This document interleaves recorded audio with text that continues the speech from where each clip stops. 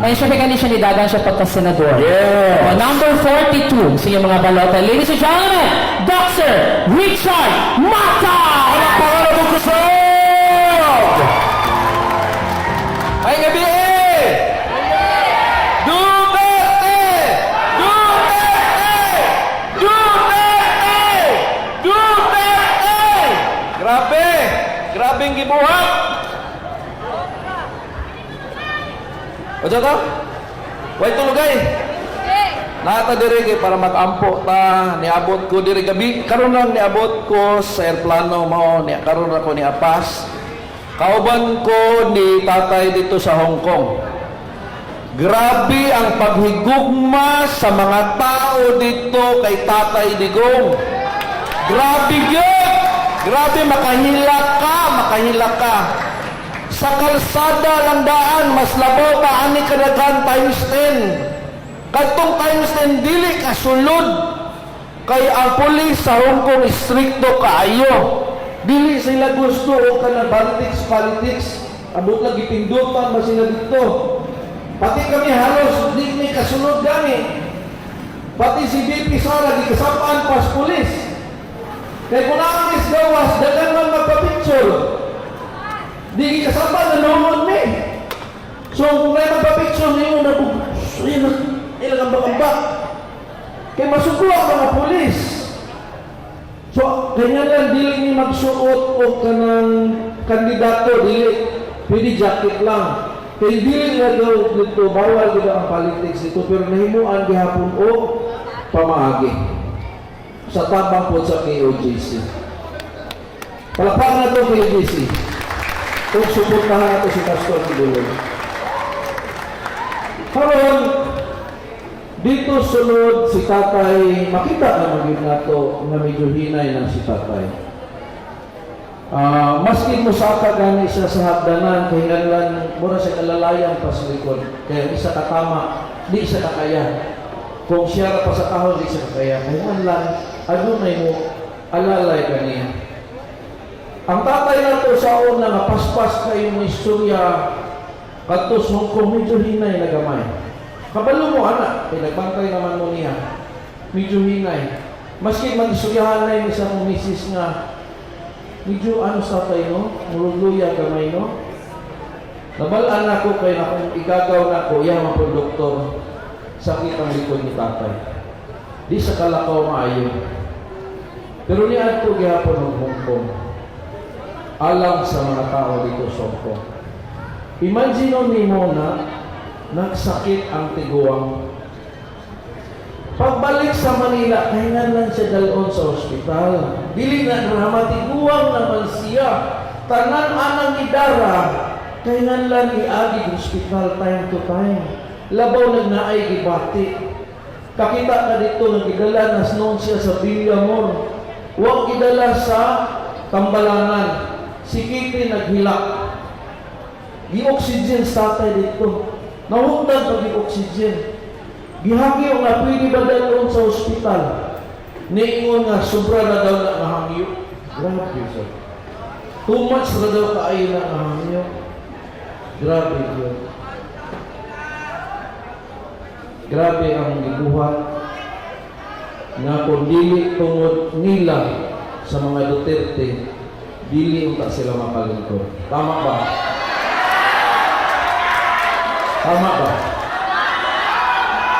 Duterte! Duterte! Duterte! Ako, babawit ko. So, mga wakay sa kuha, ako si Dr. Richard Mata. Kung sa'yo tawag sa kuha sa Facebook, Dr. Marites. Tungod kay akong shortcut sa akong pangalan, Mata Richard Tesoro. I-shortcut nimo, Marites. So, ang akong tawag sa ako sarili, Doc Marites. Kay chismoso po kayo. Updated kayo. Sa nag-follow karon, updated kayo, no? Yes! Kabalo mo, asa na satay, updated kayo, pati live, updated. Kay kanina akong Facebook, dili lang niya ako ni. Kung vlogger mo, i-share mo para po malanggan yung followers. Ana ba dili ka ng dalo ba? No? Akong followers na nata sa 2.6 million followers. Taga Davao pa, ha? 2.6 million. Karon kung taga 2.6 million muhatag og napulo pa ka parinti ana daw na ta. Correct. Diri ko sa Davao City, bata pa ko din ako sa Boulevard. Taga Boulevard ko dako. Kasi taga Boulevard diri. Mabini Boulevard. Diha gid mi nagtubo, no? Sa mga amot lang nakaila pa po nako diha. Diha gid ang mga mata. Karon sa unaw di pa si tatay ang mayor. May sunog dito sa palengke ang balay.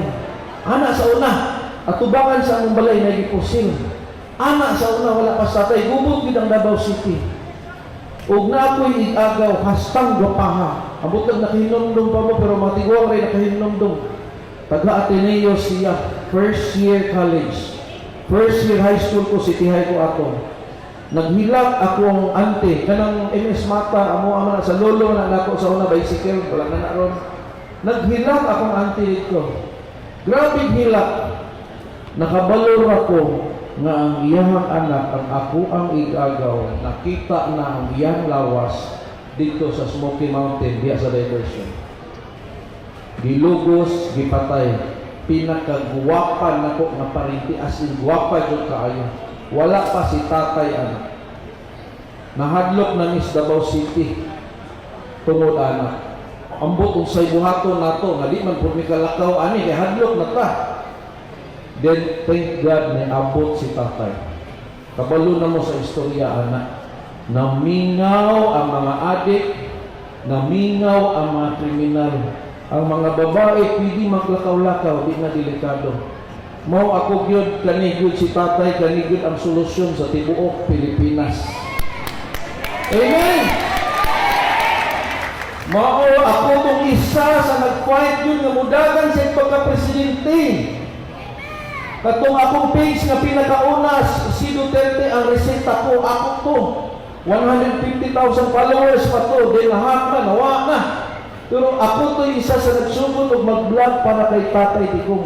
Para lang mahimo siyang presidente. Kay gusto na to i-share siya para sa Pilipinas. Kay dako kayo siya natabang diri sa Davao. Gusto na to i-share siya. Mo to makaingon taron tayo, sorry kayo tayo. Sorry kayo tayo. Kay i-share ka na mo. Giana kanila. Pero siya wa man siya nagmahay. Kay lamang niya ang tibuok Pilipinas.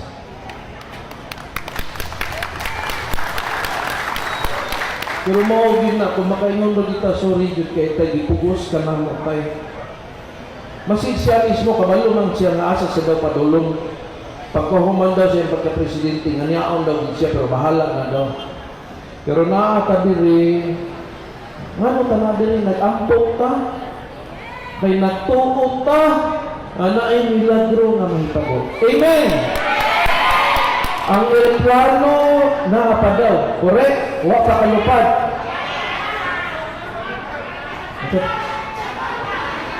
Wala kasagot.